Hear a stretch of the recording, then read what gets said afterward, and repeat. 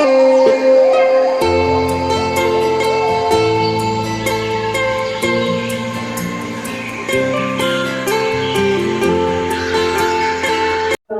beserta kita, sekarang dan selama-lamanya.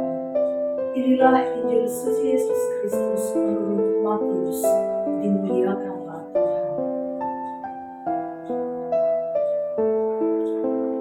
Ingatlah, jangan kamu melakukan kewajiban agamamu di hadapan orang supaya dilihat mereka.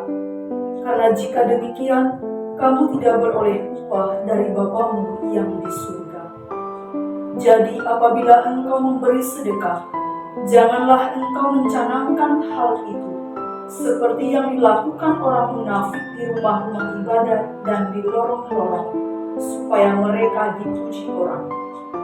Aku berkata kepadamu, sesungguhnya mereka sudah mendapat upahnya.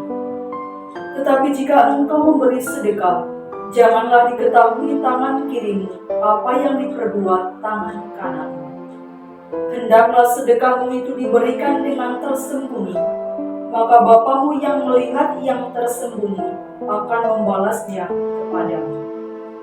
Dan apabila kamu berdoa, janganlah berdoa seperti orang munafik. Mereka suka mengucapkan doanya dengan berdiri dalam rumah-rumah ibadat dan pada tikungan-tikungan jalan raya supaya mereka dilihat orang. Aku berkata kepadamu, sesungguhnya mereka sudah mendapat upahnya.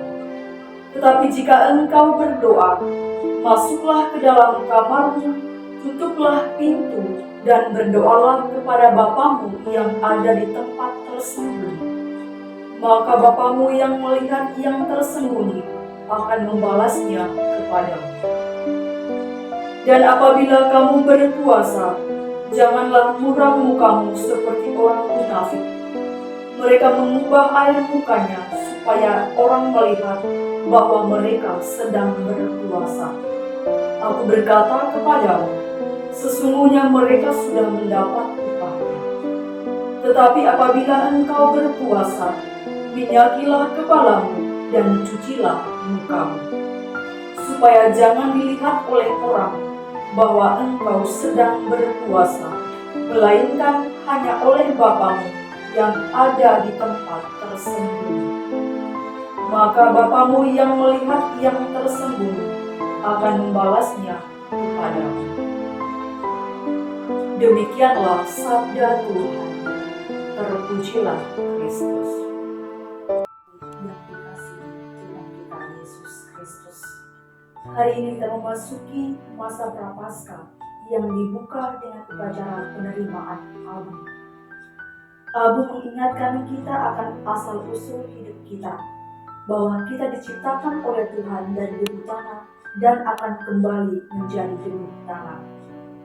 Menandai diri dengan abu berarti kita sadar akan kerapuhan, kedosaan, dan kehinaan kita. Maka masa Prapaskah adalah saat tepat untuk melakukan perjalanan berbalik kepada Allah dari kedosaan untuk menjadi berkat bagi banyak orang melalui semangat doa, puasa, dan sedekah.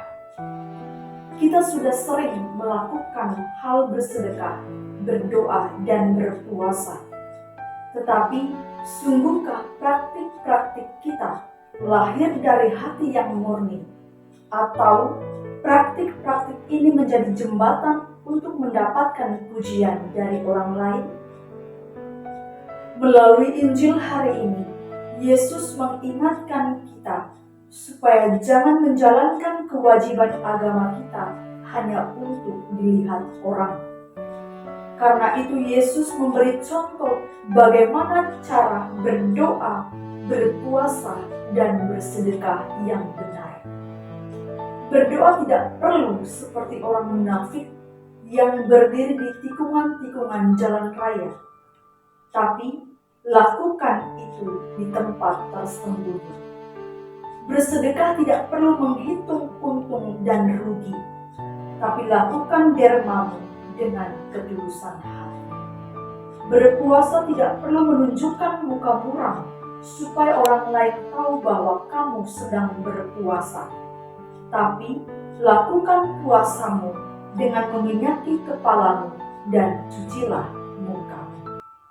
Bapak, Ibu, saudara-saudari yang dikasihi Tuhan kita Yesus Kristus, mari di masa suci 40 hari ke depan, kita berupaya mempersatukan diri dengan penderitaan dan kematian Yesus di salib, supaya kita pun layak ikut dalam peristiwa kebangkitannya.